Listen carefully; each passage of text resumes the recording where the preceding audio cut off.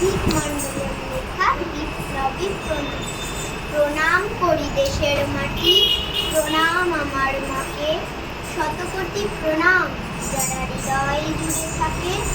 স্মরণ করি তাদের যারা কারায় ছিল বন্দী। প্রফুল্ল হোক বিনয় বাদল, দীনেশ নেতাজি গান্ধী।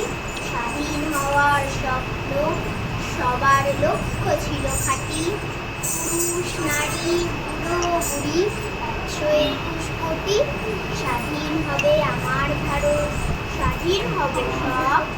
ঘুচিয়ে দেবে আমার দেশে অগৌরবের রব।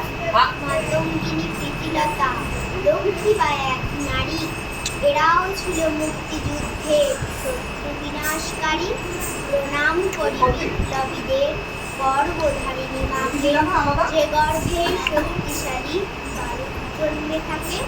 এখন আমরা শক্তিশালী, ধন্য তোমরা ধন্য, অমর হয়ে থাকবে তোমরা শুধু এ দেশের জন্য।